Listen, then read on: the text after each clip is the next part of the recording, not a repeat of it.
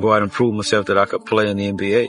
High toss and lob and reverse. Oh, Damn. yes. Come on now. Come on. Our new slam dunk champion with an incredible upset. Spud kind of duped him. Told Nick he never had anything prepared, didn't practice for it. So therefore, Nick maybe thought that his normal assortment would be good enough to get through. In training camp, I'm sitting there with a cast on my hand, and I see this guy whipping up and down the court, shooting, going by guys, giving assists. Oh, what a shot by Webb. Oh, he's a tough little customer. He has a lot of heart. I think that's the biggest thing about him. He isn't afraid. He get in there, he mix it up, and he get bounced around off those big guys and get up and keep going. How good was Spud Webb? That is the question that stopped NBA legends like Larry Bird and Magic Johnson in their tracks. That is the question that made them sit down and think about what they had witnessed. Two of the greatest players to ever touch a basketball found themselves doing something they rarely did, sitting down together on microphones to talk about a guy who was 5'7", not 5'10", not 6 feet, 5'7" exactly. That was his height. When you look at the history of the NBA from the very beginning, you see giants everywhere. You see George Mikan in the post-war era using his massive frame to completely dominate the game. You see Kareem Abdul-Jabbar stretching his arm toward the sky with that unguardable skyhook that nobody could defend. You see Wilt Chamberlain dominating the paint like he was a different species than everyone else on the court. You see Shaquille O'Neal weighing over 300 pounds and dunking through defenders without any fear. The entire league was built on one simple premise, one fundamental belief that shaped everything from how teams drafted to how coaches developed talent. Height was money, height was power, height was destiny. If you were too small, well, that was just too bad. If you lacked the physical measurements, the NBA was simply not your world. That was the NBA before one night in Dallas changed everything. That was the league before February of 1986, when all the assumptions got turned completely upside down. That was before a 5'7" kid showed the world something that nobody had ever seen before.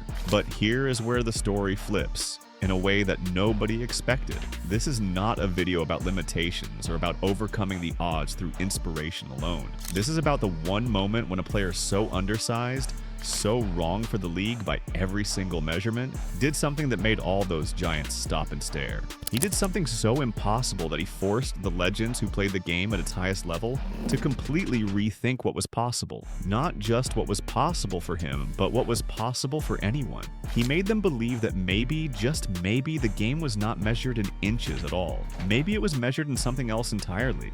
Maybe it was measured in heart and will and determination. Right now, if you are watching this video, you need to use the hype feature and give this video some hype. Why should you do that right now? Because the story you are about to hear involves 5 of the biggest names in basketball history, all giving their perspective on one moment that still echoes through the league today. This is the kind of story that deserves your support. This is the kind of narrative that matters. This is the kind of moment that changed the world. Hit that hype feature now and let us know you are along for this ride. Even today, more than 3 decades later, people still talk about what happened on that night. Spud Webb now shows up as a judge at dunk contests all around the world. And when he walks into an arena, the room recognizes what he represents. He became more than just a basketball player in those 2 hours at Reunion Arena. He became a symbol. He became proof that your limitations do not have to be your destiny.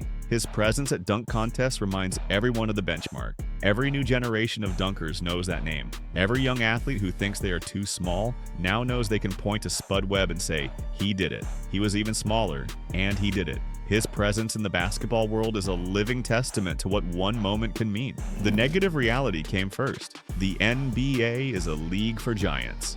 A typical point guard in 1986 stood somewhere between 6'1" and 6'3". Their wingspans stretched about 6'5". Their vertical leaps were around 28 to 32 inches. That was the prototype. That was what scouts looked for when they evaluated guards.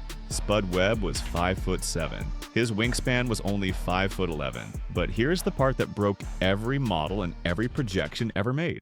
His vertical leap was between 42 and 46 inches. That gap between what people expected and what he could do was not small or manageable, it was enormous. It was the kind of gap that made people think there was an error in the measurement. Teams saw him as a massive risk that nobody wanted to take. The Detroit Pistons drafted him in the 4th round, and even that was seen as a reach by every evaluator in the league. Most scouts thought he would not stick in the league at all. How could someone that small survive in an era where hand-checking was legal, where hard fouls were not penalized, where physical dominance was not just allowed, but celebrated? Webb was rejected by major college programs that should have wanted him. He was restricted to only 1 year of varsity basketball in high school because coaches did not believe in his future. When he was just 4'11" in the summer before his senior year, college scouts were not calling his house. They were not showing up at his games. The story seemed written already. Too small, too limited, too much of a risk. Nobody wanted to take a chance. Nobody believed in the possibility. Yet Webb did believe. Webb knew something that others did not understand. He knew that vertical leap and work ethic could overcome height. He knew that explosive power could make up for reach. He knew that where there was will, there was a way forward. But Spud Webb was about to rewrite that story in ways nobody could have imagined. He made his way to Midland College, a junior college in Texas, and something remarkable happened there. He led that junior college team to the national championship in 1982, winning in double overtime against Miami-Dade in a game that went back and forth multiple times. He did not just play in that championship game. He led. He dominated. He showed that his height had nothing to do with his ability to make his teammates better and to control the flow of the game. Then he transferred to North Carolina State to play in the ACC, one of the toughest conferences in all of college basketball at that time. His debut was a nationally televised game against Houston, a team called Phi Slama Jama, because of their incredible dunking prowess and style of play. He walked into a stadium full of big athletic jumpers and announced that he belonged there. Nobody drafted him in the 1st or 2nd round. Nobody told him he was the future of the league. But Webb kept moving up, kept proving he could hang with the elite, kept showing that if you were willing to work harder than anyone else, the game would make room for you. This became his identity. This was the path he chose to follow. Every rejection became fuel. Every closed door became motivation. Then came 1986, a year that would change everything in NBA history. Spud Webb joined the Atlanta Hawks, where he became teammates with Dominique Wilkins, one of the greatest dunkers the league had ever seen. Wilkins was 6'8", a towering figure even among NBA athletes. He was called the human highlight film because of his explosive athleticism and his ability to finish plays with power and precision. Wilkins was the defending slam dunk champion. He was the favorite to win again. And then Webb showed up, a rookie backup guard, hardly noticed by the national media, hardly expected by anyone. Nobody on that Hawks team thought Webb could dunk at a level that mattered in a competition. Nobody had seen it. Not in practice, not in games, not in workouts. Wilkins did not see it. The coaches did not see it. Webb kept his secret close. He understood something that most players never learn in their entire careers. Sometimes the greatest power is not in showing everything you have all the time. Sometimes the greatest power is in the reveal. Sometimes the magic is in the mystery. Sometimes keeping quiet is louder than making noise. It was February 1986. The All-Star Weekend was in Dallas at the Reunion Arena, a building with 20,000 seats that was about to become the stage for something historic. The dunk contest was the main attraction, the centerpiece of All-Star Weekend. Wilkins was the main event, the favorite, the defending champion. Everyone expected Wilkins to win again. Everyone assumed the favorite would claim another title because that was how these things usually worked. Wilkins had the size advantage. He had the experience. He had won before. Webb entered the contest, and when he stepped onto that floor, something shifted in the energy. The moment was right. The stage was set.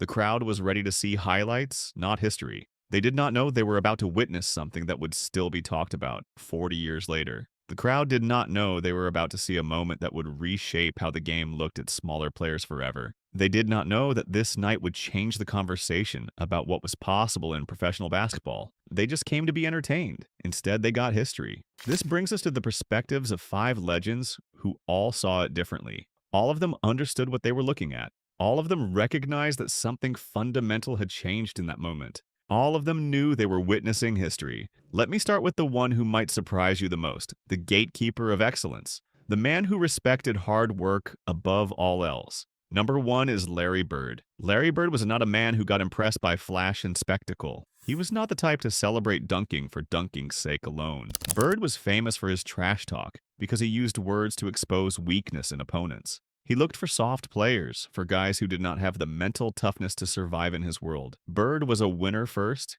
and he had his own definition of what that meant. Bird said that a winner is someone who recognizes his God-given talents and works his tail off to develop them into something great. When he looked at Spud Webb, he did not see a gimmick or a novelty act. He did not see a small player who got lucky once. He saw a kid who worked harder than anyone to prove he belonged in a league full of giants. In an era where basketball was notoriously physical, where dead spots existed in old arenas like Boston Garden, and teams knew where to hide players, Spud navigated all of it. He earned his place. Bird understood that Webb had to work twice as hard as anyone else just to get half the respect. And yet Webb did it. He earned it. He proved it. Bird even had a chance to play against Webb during the 1988 Eastern Conference semifinals, where the Hawks pushed Bird's Celtics to a legendary Game 7 that went down to the wire. Bird saw Webb perform in the highest pressure moments, in the biggest games, on the brightest stages, and Bird respected that above all else. What impressed Bird the most was consistency. Bird respected players who showed up when it mattered. Webb did that every single time. To Bird, Webb was a real basketball player, not a real small basketball player, just a real player, period. This was the ultimate compliment from a man who did not give compliments easily. This was Bird's way of saying that Webb had transcended the limitations of his body through sheer force of will and dedication. Bird had seen thousands of players, and he knew what separated the real ones from the pretenders. Webb was real. Number 2 is Doc Rivers. Doc Rivers was Webb's teammate on the Hawks' backcourt, and he was there for the most important moment in Webb's life. Not the dunk contest itself, but the moment right after, when the reality of what had just happened started to sink in. They were getting on the team bus after the contest was over, and Webb had just won. Webb had just beaten Dominique Wilkins, his own teammate, and the favorite. The energy was different. The moment was different. Rivers understood what had happened in a way that maybe nobody else did at that specific moment. He turned to Webb and said something simple but profound that Webb would remember for the rest of his life. He said, "Your life just changed forever." Rivers was not being dramatic or theatrical. He was not exaggerating for effect. He was being honest. He was being prophetic. And he was absolutely right. Within the span of 2 hours at Reunion Arena, Webb went from being a backup rookie that nobody was talking about to being a global symbol of the underdog. In 1986, the NBA was an era of larger-than-life personalities. It was about dominance and flash and athletes who seemed bigger than the game itself. And then here comes a 5'7" kid who jumped higher than everyone expected, and suddenly the whole world is paying attention. Even 35 years later, Rivers' prophecy holds true. People are still talking about Spud Webb, even though he never reached the Hall of Fame statistics of his peers. Even though he was not a perennial all-star averaging 20 points a night. Even though by traditional measures his career was fine but not dominant. What mattered was that night. What mattered was the symbol. What mattered was that he showed you could be small and still be big. Rivers was there for that moment. He witnessed the internal shift in the Hawks team. He watched as Spud's presence provided a spark that let them compete with the heavyweights of the Eastern Conference. Rivers would go on to become a successful coach himself, and he understood the power of moments like this one. He understood that some nights change everything about how people see the world. He understood that history is made not always in victories and championships, but sometimes in moments of pure human accomplishment that transcend the game itself. Number 3 is Magic Johnson. Magic was different from the others in ways that were important. Magic was not just a player who dominated through size and strength alone. Magic was about style and flair. He was about pace and transition. He was about showtime. The Lakers played a brand of basketball that was beautiful and fast and creative, unlike anything else in the league. Magic invented the idea that a smaller guard could control the entire flow of a game through vision and intelligence and speed. So when Magic looked at Spud Webb, he did not just see a dunker doing something athletic. He saw something deeper. He saw a guard who could change the way people thought about small players in the NBA. Magic loved Spud so much that he started inviting Webb to his Midsummer Night's Magic charity games in Los Angeles. These were exclusive events with the best players in the world. Michael Jordan showed up to play in these games. Isaiah Thomas showed up. Dominique Wilkins showed up. And Spud Webb showed up because Magic knew he was a crowd pleaser and a game changer. Magic understood that when Spud entered the paint, defenders had no idea what was coming next. Was he going to make a pinpoint pass that hit a cutter perfectly in stride? Was he going to fly over them for a dunk? That unpredictability changed everything about how people had to guard him. Before Webb, a 5'7" guard in the paint was considered a liability and a turnover waiting to happen. After Webb, they were an opportunity. They were a potential highlight reel moment waiting to happen. Magic said that Spud Webb changed the way we look at small guards. That is a statement that echoes through basketball history forever. That one observation changed the entire trajectory of how undersized players would be developed and used in the NBA. Magic's vision for pace and transition basketball now included the possibility of a small guard being a rim attacker, not just a facilitator handing out passes. This was a complete paradigm shift that would influence coaches for decades to come. Magic understood the game at a level that few players ever reach. And when Magic said something about the future of basketball, people listened. Number 4 is Michael Jordan. Michael Jordan was not competing in the 1986 dunk contest because of a foot injury that kept him sidelined from competition. But he was there at the arena that night. He was a judge watching the event unfold. He was watching everything that happened. And Michael Jordan was already the future of the league at that point. He was already being groomed as the next great thing. Jordan had his own dunking style that was completely unique to him. Jordan could hang in the air longer than seemed physically possible. Jordan had this quality called hang time that seemed to defy gravity itself. So when Jordan watched Webb, he was not looking for novelty or gimmicks. He was looking for what made the explosion possible. He was looking for the mechanics of power underneath. Jordan's commentary on Webb focused on inspiration and what it meant for others. He said that seeing a guy that size go up and dunk the way he does gives inspiration to everyone. He noted the explosion in those legs, recognizing that Webb had developed his fast twitch muscle fibers in a way that allowed him to translate speed into height with almost perfect efficiency. Jordan understood biomechanics and physics better than most. He understood that what Webb was doing required an insane level of athletic development and training. It was not luck or a one-time thing. It was the result of thousands of hours of work in the gym and on the court. Jordan looked at Webb and saw someone who had figured out how to maximize every physical gift he had been given. Years later, in the 1987 dunk contest, Jordan and Webb interacted as peers and equals. Eventually, Jordan won that contest, but the respect was mutual and genuine. Webb had earned his place in that conversation. Even more remarkable, Webb would eventually dunk during a game where Jordan was playing. And when a 5'7" player dunks on you, when that happens in front of thousands of people, it requires a certain respect that cannot be denied or downplayed. Jordan gave that respect because he recognized what it took. That is the mark of a true champion. Jordan did not diminish others. He elevated them by acknowledging their excellence. Number 5 is Dominique Wilkins. Dominique Wilkins was Webb's teammate on the Hawks, and he was also the defending dunk champion heading into that contest. He was the favorite going into that contest. Wilkins was the human highlight film, a 6'8" explosive athlete who had brought the power dunking era to life with his incredible displays. Windmills, reverse jams, thunderous finishes that rattled the rim and shook the whole arena. Wilkins was supposed to win. The narrative was written. And then Webb happened. Here's the remarkable thing about Wilkins' perspective on everything. He had never seen Webb dunk in practice. Not once. All those months as teammates leading up to All-Star Weekend, Wilkins never saw Webb show what he could do in a practice setting. Webb understood the psychology of the moment and the value of surprise. He understood that if he revealed his dunking ability in practice, it would be just another thing that happened in training camp. It would be forgotten by most people. But if he revealed it on the biggest stage, under the brightest lights, in front of 20,000 people and a national television audience, then it would be unforgettable forever. When Webb came out and did those dunks at Reunion Arena, Wilkins was just as shocked as everyone else in the building. And Wilkins was honest enough to admit it and to say it out loud to the world. He said that he hit the mark every single time. This was not luck or chance. This was not nerves giving him a one-time adrenaline boost. This was consistency. This was a skill that had been developed at the highest level and drilled repeatedly. Wilkins lost that contest to his own teammate in his own teammate's hometown. And what Wilkins did was respect it completely. He called it incredible. For a guy that little to do that, to jump that high, to execute those dunks with that precision,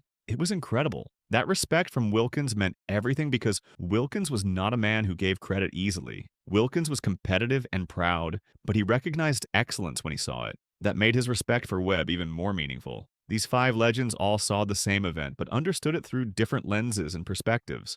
To Wilkins, it was surprise and shock at a teammate's hidden talent. To Jordan, it was inspiration and motivation for the future of the game. To Magic, it was a redefinition of what small guards could do on the court. To Doc Rivers, it was a life-changing moment that would ripple through decades. To Larry Bird, it was the ultimate proof of work ethic and toughness. Together, they paint a picture of Spud Webb that goes way beyond dunking. Together, they paint a picture of a human being who had transcended his physical limitations through determination. Their collective voices tell a story that is bigger than one basketball game. Their collective wisdom tells us something profound about what it means to succeed against the odds. But the question remains, how did he do it? How does someone 5'7" jump 4 to 5 feet in the air? What makes that possible? The answer is biomechanics and understanding the human body at the highest level. Dunking at 5'7" requires a vertical leap of approximately 42 to 46 inches depending on arm length and how far the fingers can reach. That is not a normal athletic skill that most people can develop, even with training. That requires generating a massive amount of upward force in a very short window of time.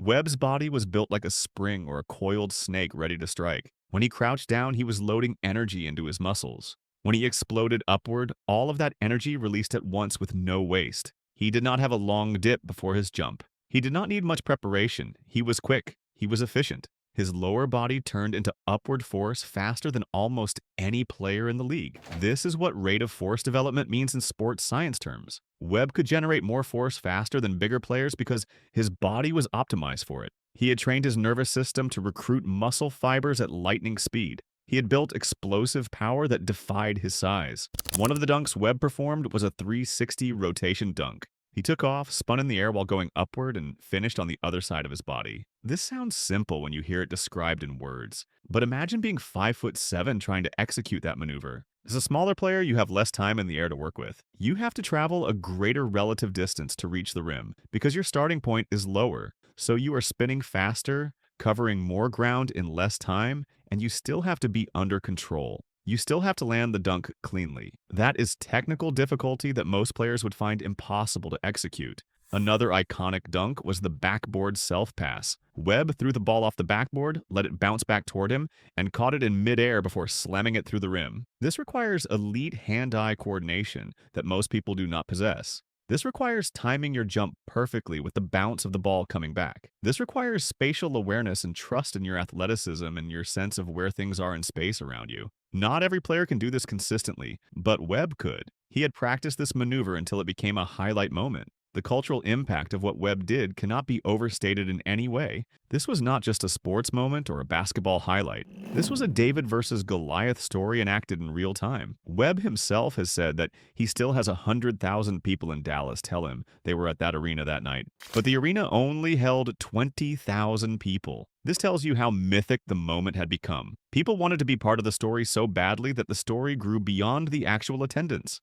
That is what cultural icons do. They become bigger than the physical reality around them. They become legends that transcend the actual events of their lives. Webb's impact showed up in the next generation of undersized players who came after him. Now, when a 5'9" kid named Nate Robinson won the dunk contest in 2006, he did something symbolic. He jumped over Spud Webb as a dunk. That was the passing of the torch. Robinson was taller than Webb, but barely. He was following in the footsteps that Webb had created 20 years earlier. The path that Webb opened up with his jump. Webb's victory in 1986 created a ripple that still moves through the league today. Players see that it is possible to be small and still be elite. It is possible to be doubted and still be great. It is possible to work harder than anyone else and to have that work recognized. It is possible to be underestimated and still achieve immortality. Webb's career also served as a direct rebuttal to every coach who said size was everything, every scout who overlooked him, every team that did not believe in his future,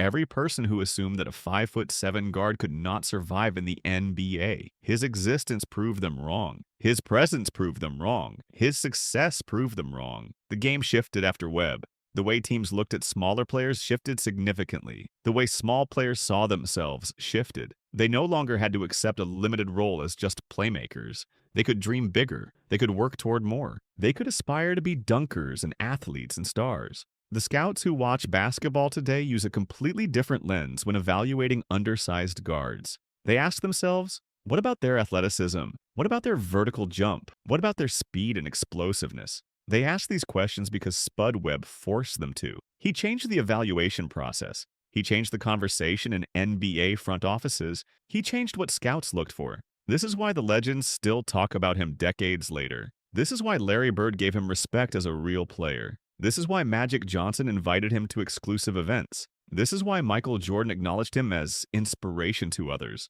This is why Doc Rivers told him his life had changed forever. This is why Dominique Wilkins admitted shock and genuine respect. They all understood that they were witnessing something that transcended basketball itself. Webb's story became the blueprint for how undersized athletes should think about their place in professional sports. He showed that you do not have to accept the role that others assign to you. You do not have to play small just because you are small. You can work on explosiveness and athleticism. You can develop skills that make your size irrelevant. You can train to overcome any perceived disadvantage. This mentality changed how young athletes approached the game. Players started believing that they could be something more than their physical measurements would suggest. They believed because Spud Webb had shown them it was possible. The 1986 dunk contest became the moment that defined Webb's entire legacy. Every time he speaks about his career, every time he judges a new dunk contest, every time a young player asks him for advice, it all comes back to that night at Reunion Arena. That 20,000-seat arena in Dallas became the stage for one of the most significant moments in basketball history.